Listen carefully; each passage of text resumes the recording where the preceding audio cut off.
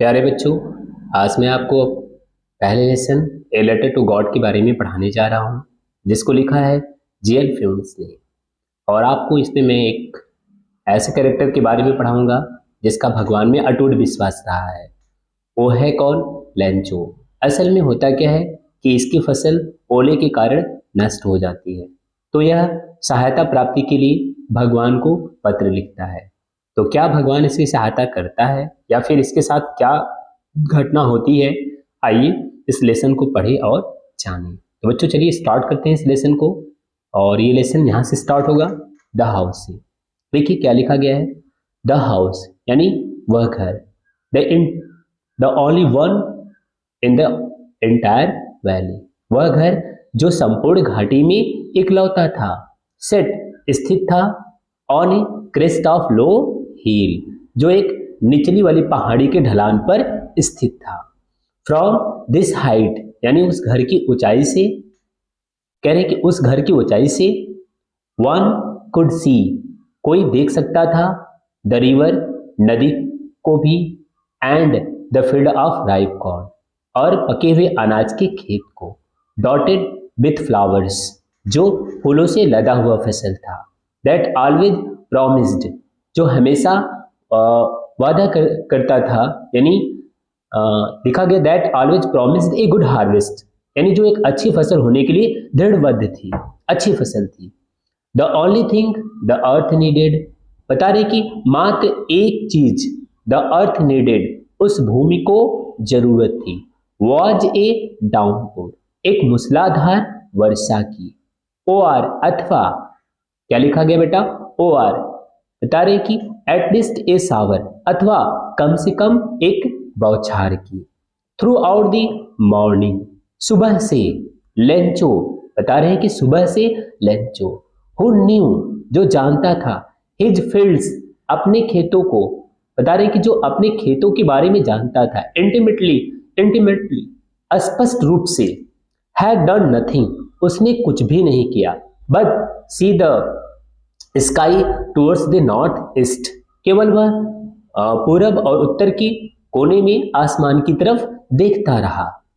आगे देखिए क्या लिखा गया है, और लिखा ये गया है कि now we are really going to get some water oh man, और वह जाता है अपने पत्नी से, बोलता है क्या कि now we are going to get some water, यहाँ पर लिखा गया really, and now we are really going to get some water, बोल रहा है कि अब हमें निश्चित रूप से वास्तव में पानी मिलने जा रहा है।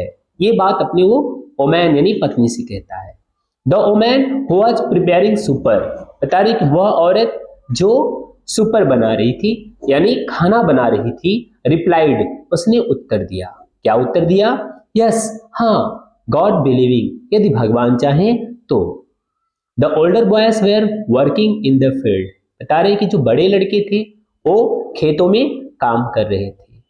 While the smaller ones were playing near the house, जबकि जो एक छोटा था उसी घर के नजदीक में खेल रहा था। Until the woman called to them all, और वो लोग जो बड़े लड़के थे खेतों में काम करते रहते थे और ये छोटा वाला अपना इधर उधर घर के आसपास खेलता रहता था। Until, तब तक, जब तक कि the woman called to them all, जब तक कि वह औरत उन सबको नहीं बुलाती थी, come for dinner, यानी डिनर करने के लिए, खाना खाने के लिए जब तक नहीं बुलाती थी तब लोग अपने काम में जुटे रहते थे। बता रहे कि it was during the meal that, कह रहे कि ठीक जो है खाने का समय ही चल रहा था, जस्ट, और बता रहे कि जस्ट उसी समय लेंचो हैड प्रेडिक्टेड, जैसा कि लेंचो पहले से ही प्रेडिक्ट कर चुका था, प्रेडिक्ट का मिस भविष्यवाणी कर चुका था, और वैसे ही क्या हुआ कि बिग ड्रॉप्स ऑफ रेन, यानी वर्षा की बूंदें, वो भी कैसी? बिग ड्रॉप्स ऑफ रेन, यानी वर्षा की बड़ी बड़ी बूंदें बिगिन टू फॉल, गिरना शुरू हो गई। और बता रहे क्या? इन द नॉर्थ ईस्ट, और उत्तर पूरब के कोने में, ह्यूज माउंटेन्स ऑफ क्लाउड्स, बता रहे कि उत्तर और पूरब के कोने में बादलों का जो एक बड़ा सा पहाड़, कुड बी सीन अप्रोचिंग, बता रहे कि बादलों का एक बड़ा सा पहाड़ कुड बी सीन अप्रोचिंग, आता हुआ प्रतीत हुआ। और तो और क्या, द एयर वॉज फ्रेश, हवा बिल्कुल नम थी, कैसी थी, ताजी थी, एंड स्वीट और मधुर थी। The man went out no other reason than to have the pleasure of feeling the rain on his body. बता रहे कि द मैन वेंट आउट, वह व्यक्ति यानी लेंचो बाहर गया, फॉर नो अदर रीजन, किसी और कारणवश नहीं, then to have pleasure of feeling the rain, केवल वर्षा के प्रसन्नता की जो अनुभव था अपनी बॉडी पर भी, शरीर पर करने के लिए ही वो गया था। एंड व्हेन ही रिटर्न, और जब वो वापस आया, एक्सक्लेम्ड, तो उसने जो है चौंक कर बोला, क्या क्या बोला कि these are not rain drops, यही बोला कि these are not rain drops falling from the sky. बता रहे कि ये वर्षा की बूंदें नहीं है जो आकाश से गिर रही है, अरे है तो क्या, दे आर न्यू कॉइन्स, ये नए सिक्के हैं। और क्या बोला कि बोला कि the big drops are 10 cent pieces and the little ones are 5। बता रहे कि जो बड़ी बूंदें हैं यानी बिग ड्रॉप्स है, और जो लिटिल है, बड़ी वाली बूंदें 10 सेंट की है और 5 वाली की कीमत 5 है। आगे देखिए, कह रहे कि विथ ए सेटिस्फाइड एक्सप्रेशन, संतुष्टि की भावना के साथ, ही regarded the field of ripe corn, उसने अपने उस ऊंचाई वाले घर से अपने फूलों से लदी हुई, निकॉर्न विथ इट्स फ्लावर्स, फूलों से लदी हुई जो फसल थी उसको निहारा, रिगार्डेड किया यानी निहारा। बता रहे क्या कि ड्रैप इन ए कर्टेन ऑफ रेन, जिस पर जो है वर्षा की जो बूंदें थी ओस की तरह जिनके पत्तों पर जो है क्या पड़ी हुई थी, तो उसी फूलों से लदी हुई जो फसल थी यानी मक्के की जो फसल थी उसको उसने रिकॉर्डेड किया, मतलब निहारा। बट सडनली, लेकिन अचानक, a strong wind began to blow, अचानक तेज हवा चलना शुरू हो गई। अलोंग विद द रेन, वो भी वर्षा के साथ, along with the rain very large hailstone began to fall, यानी वर्षा भी हो रही है, साथ ही साथ बता रहे कि ओले भी पड़ने शुरू हो गए। और राइटर ने क्या लिखा, these truly did resemble new silver coins, अब तो वास्तव में ये जो ओले हैं ये सिल्वर यानी चांदी के सिक्के की तरह प्रतीत हो रहे थे। और बता रहे कि the boys exposing themselves to the rain, बच्चे अपने आप को वर्षा से बचाते हुए रैन आउट, बाहर भागे, क्या करने के लिए, to collect the frozen pearls, और मोती की तरह जो बर्फ के टुकड़े थे उनको उठाने के लिए बच्चे जो है बाहर भागे। It is really getting bad now, exclaim the man, कह रहे कि वो व्यक्ति लेंचो कह रहा है क्या, अरे ये तो वास्तव में अब बुरा हो रहा है। एक्सक्लेम द मैन, यानी उस लेंचो ने क्या किया, कहा। आगे देखिए क्या है, लिखा गया है कि I hope it quickly pass, Lencho सोच रहा है कि यह जल्दी से चला जाएगा। It did not pass quickly, लेकिन जल्दी से यह गया नहीं। For an hour the hell rain, यानी घंटों तक ओलों की बरसात होती रही। ऑन द हाउस, घरों पर, द गार्डन, बगीचे में, द हिल साइड, पहाड़ी के आसपास, द कॉर्नफील्ड, यानी मक्के के फसल पर, ऑन द होल वैली, इस तरह से पूरे संपूर्ण घाटी में ओलों की बरसात होती रही। अब बता रहे क्या, द फील्ड वॉज वाइट, खेत तो एकदम सफेद हो गए, और as if covered with salt, खेत तो इस तरह सफेद दिखाई पड़ने लगे कि मानो वो नमक से ढक दिए हो गए। और बता रहे क्या कि not a leaf remained on the trees, इतनी जबरदस्त ओलों की बरसात हुई कि एक भी पत्ता नहीं बचा ऑन द ट्रीज, वृक्षों पर, यानी वृक्षों पर एक भी पत्ता नहीं बचा। The corn was totally destroyed, और फसल पूरी तरीके से नष्ट हो गई। The flowers were gone from the plants, और पौधों से जो पुष्प थे अब वो भी झड़ चुके हैं। द लेंचो सोल वो was filled with sadness, Lencho की आत्मा दुख से भर गई।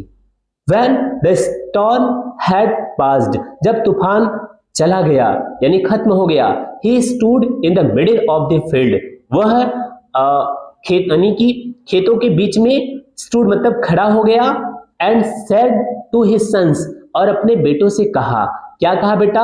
A plague of locusts, बोला कि यदि टिड्डों का झुंड आता तो have, कह रहे कि यदि यानी a plague of locusts would have left more than this, बता रहे कि टिड्डों का झुंड जो है इससे ज्यादा कहीं छोड़ जाता।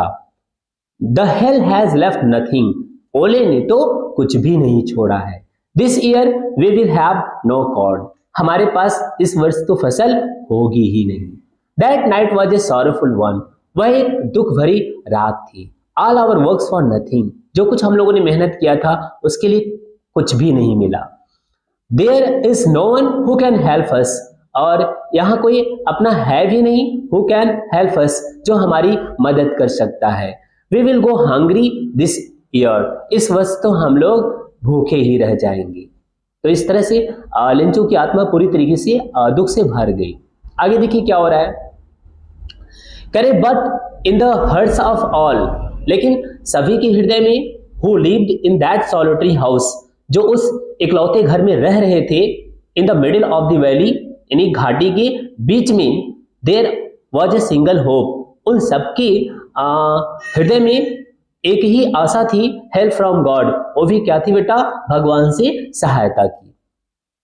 आगे देखिए क्या लिखा गया है, don't be so upset even though this seems like a total loss, यानी सब कुछ नष्ट हो जाए तब भी हमें हैरान नहीं होना चाहिए। रिमेंबर, याद रखना चाहिए, क्या याद रखना चाहिए बेटा? No one dies of hunger, कि कोई भूख से मरता नहीं है। दैट इज दैट दे से, लोग यही कहते हैं, no one dies of hunger, कि कोई भी भूख से मरता नहीं है। ऑल थ्रू द नाइट, पूरी रात भर, करे कि ऑल थ्रू द नाइट, पूरी रात भर, लेंचो थॉट ऑफ ओनली, करे कि Lencho thought only of his one hope, पूरे रात भर लेंचो मात्र एक अपनी उम्मीद के बारे में सोचता रहा, द हेल्प ऑफ गॉड, और भी भगवान से सहायता की। हुज आइज, जिसकी आंखें यानी कि भगवान की आंखें, as he had been instructed, जैसा कि लेंचो को पहले से ही लोगों के माध्यम से बताया गया था। सी एवरीथिंग्स, यानी भगवान की आंखें सब कुछ देखती है, एवरीथिंग सब कुछ देखती है। Even what is the deep in one conscience, चाहे क्यों न कोई चीज किसी के अंदर आत्मा में छुपी हो, भगवान की आंखें देखती है। Lencho was an ox of a man, Lencho एक बैल बुद्धि व्यक्ति था, बैल बुद्धि वाला व्यक्ति था। बता रहे हैं कि लेंचो एक बैल बुद्धि वाला व्यक्ति था, वर्किंग लाइक एन एनिमल, जो पशुओं की तरह काम करता था इन द फील्ड्स, खेतों में। But still he knew how to write, लेकिन फिर भी वह जानता था कि कैसे लिखा जाता है। द फॉलोइंग संडे, और अगले संडे को, एट डे ब्रेक, जैसे ही दिन की शुरुआत हुई, he begin to write a letter, वह एक पत्र लिखना शुरू कर दिया, which he himself would carry, जिसको स्वयं लेकर आया था, टू टाउन मतलब कस्बे तक, and place in the mail, यानी उस स्थान पर जहां पर मेल बॉक्स था।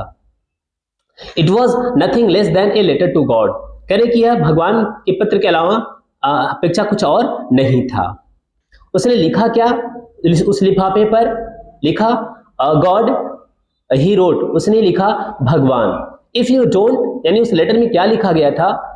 गॉड, हे भगवान, if you don't help me, यदि आप मेरी सहायता नहीं करते हैं, माई फैमिली, मेरा परिवार, एंड आई, और मैं, will go hungry this year, मैं और मेरा परिवार इस वर्ष भूखे रह जाएंगे। आई नीड, सबसे बड़ी बात देखिए यहाँ पर की गई है, आई नीड, मुझे जरूरत है 100 पेसोस, 100 पेसोस की, in order to sow my field again, अपनी फसल को दोबारा बोने के लिए, एंड टू लीव, और जीने के लिए, अंटिल द क्रॉप कम्स, जब तक फसल नहीं उग जाती है।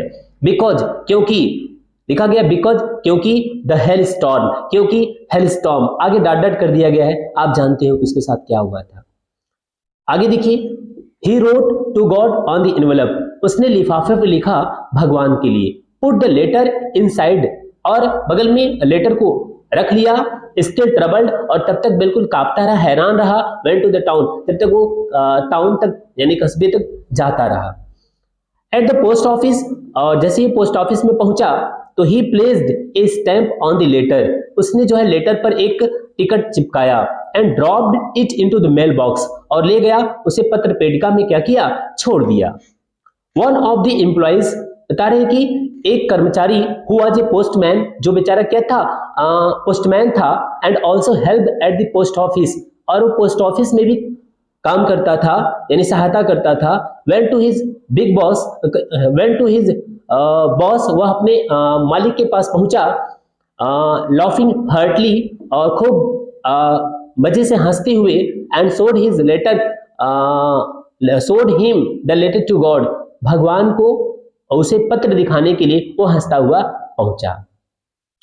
लिखा गया है कि नेवर इन हिज कैरियर, पूरे जीवन करे कि उसने अपने पूरे जीवन भर में एज ए पोस्टमैन, पोस्टमैन के रूप में, had he known that address, उसने अपने पूरे जीवन में एक पोस्टमैन के रूप में उसने इस तरह का एड्रेस नहीं सुना था। द पोस्ट मास्टर, और बता रहे हैं कि क्या बेटा, the post master a fat amiable fellow, यानी पोस्ट मास्टर को बता रहे हैं कि एक मोटा था, यानी मोटा था, एमिबल मिलनसार था, मिलनसार, फेलो मतलब बता रहे हैं कि पोस्ट मास्टर एक मोटा व्यक्ति था, एमिबल फेलो था, लेकिन एक मिलनसार व्यक्ति था। आगे लिखा गया है कि आल्सो ब्रोक आउट लाफिंग, वो भी बेचारा हंसना शुरू कर दिया, but almost immediately he turned serious, लेकिन फिर भी वो तुरंत क्या हुआ, गंभीर हो गया, and typing the later on the desk, और वो डेस्क पर, मतलब जो डेस्क वहां पर रखी गई थी उस पर लेटर को पटकते हुए कमेंटेड, उसने जो है कमेंट किया, व्हाट अ फेथ, कैसा विश्वास है, I wish I had the faith of the man, मैं भी इच्छा करता हूं कि मेरे भी उस व्यक्ति की तरह विश्वास हो, हु रोट दिस लेटर, जिसने इस पत्र को क्या किया है, लिखा है। Starring up A correspondence with God, भगवान के साथ पत्र चारिता करना, काश मेरे में भी ऐसा विश्वास होता। So in order not to shake the writer's faith in God, बता रहे किस लिए, भगवान, राइटर का भगवान में विश्वास न टूटे, the postmaster came up with an idea, postmaster के मस्तिष्क में एक विचार सुझाया, यानी विचार आया। विचार क्या था, आंसर दी लेटर, यानी उस पत्र का उत्तर देना। But when he opened it, लेकिन जब उसने इसको क्या किया, खोला, तो इट वॉज एविडेंट, तो यह बात बिल्कुल स्पष्ट थी, दैट कि टू आंसर इट, यानी उसका उत्तर देने के लिए, यानी पत्र का उत्तर देने के लिए, he needed something more than, उसे कुछ और भी चीज की आवश्यकता थी, मोर देन गुडविल, एक सद्भाव की अपेक्षा, इंक मतलब पेपर की अपेक्षा, and ink and paper, paper और स्याही की अपेक्षा उसे किसी और भी चीज की जरूरत थी। But he stuck to his resolution, लेकिन वह अपने निर्णय पर अडिग रहा। He asked for money from his employees, वह अपने कर्मचारियों से पैसे के लिए बोला, यानी पैसे के लिए कहा। He himself gave part of his salary, उसने भी अपने वेतन का एक भाग दे दिया। And several friends of his, उसके अनेकों मित्र वेर ओब्लाइज्ड, वो भी कृतज्ञ हुए, धन्य हुए, टू गिव समथिंग, कुछ न कुछ दे करके, for an act of charity, एक दानशीलता के कार्य के रूप में। It was impossible for him, लेकिन उसके लिए यह असंभव था, टू गैदर द 100 पीसोस, एक साथ 100 पीसोस इकट्ठा करना। सो इसलिए he was able to send the farmer only a little more than half, इसलिए वो पोस्टमास्टर उस किसान को आधे से थोड़ा अधिक भेजने में ही सफल रहा। He put the money in the envelope, उसने पैसे को एक लिफाफे में रखा, एड्रेस टू लेंचो, और लेंचो के नाम इसे संबोधित किया, and with it a letter containing only a single word, और उसके साथ एक लेटर भी रख दिया जिस पर एक सिंगल वर्ड था, एज ए सिग्नेचर गॉड, वो भी भगवान के सिग्नेचर के रूप में उसमें एक लेटर डाल दिया लिफाफे में। द फॉलोइंग संडे, यानी अगले रविवार को, लेंचो केम ए बीट अर्लियर, लेंचो थोड़ा सा पहले ही आ गया, देन यूजुअल, हमेशा की तरह, टू आस्क, यह पूछने के लिए, इफ कि क्या देयर वाज ए लेटर कि क्या कोई उसके लिए पत्र था, फॉर ही मतलब उसके लिए कोई पत्र था। It was the postman, postman था, कह रहे कि वह पोस्टमैन था who handed the letter to him, जिसने उसको क्या किया, उस लेटर को लिफाफे सहित हाथों हाथ दे दिया। while the postmaster, जबकि पोस्टमास्टर एक्सपेंसिंग अनुभव कर रहा था the contentment of a man, उस व्यक्ति की संतुष्टि की तरह who has performed a good deed, मानो जिसने बहुत अच्छा कार्य कर लिया, कोई एक नेक काम किया हो। Looked on from his office, वह भी अपने ऑफिस से क्या किया देखा। कह रहे कि Lencho showed not a slightest surprise, Lencho थोड़ा सा भी आश्चर्य नहीं दिखाया ऑन सीइंग द मनी, पैसे को देखने के बाद। सच वाज हिज कॉन्फिडेंस, ऐसा उसका विश्वास था। बट ही बिकेम एंग्री, लेकिन वह क्रोधित हो गया। When he counted the money, लेकिन जब उसने पैसे को गिना तो क्रोधित हो गया और सोचा क्या, God could not have make a mistake, भगवान तो कोई मिस्टेक कर ही नहीं सकता है। Nor could he have denied Lencho, और वो लेंचो को मना भी नहीं कर सकता, डिनाइड भी नहीं कर सकता। व्हाट ही हैड रिक्वेस्टेड, जो कुछ लेंचो मांगा था। कह रहे कि immediately Lencho went off to the window, तुरंत लेंचो जो है खिड़की के पास पहुंचा। To ask for paper and ink, paper और स्याही मांगने के लिए पहुंचा।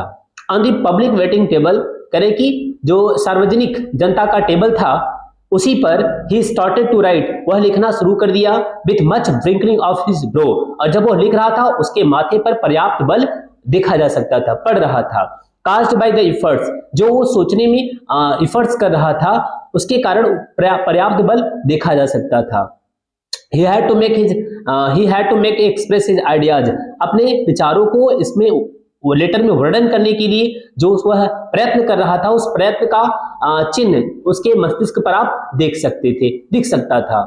When he finished, जब उसने उसको पूरा कर लिया, he went to the window, वह खिड़की के पास पहुंचा, to buy a stamp, यानी वह खिड़की के पास टिकट खरीदने के लिए पहुंचा, which जिसको he licked, वह चाटा, and then affixed, और उसको चिपका दिया। कैसे बेटा, देख लीजिए इसको आप। कह रहे कि वह उसको क्या किया, चिपका दिया। कैसे बेटा, कह रहे कि द इनवेलप, उस लिफाफे पर with a blow of his fist, मतलब अपने मुट्ठियों के बल उसको चाट करके उस लिफाफे पर चिपका दिया।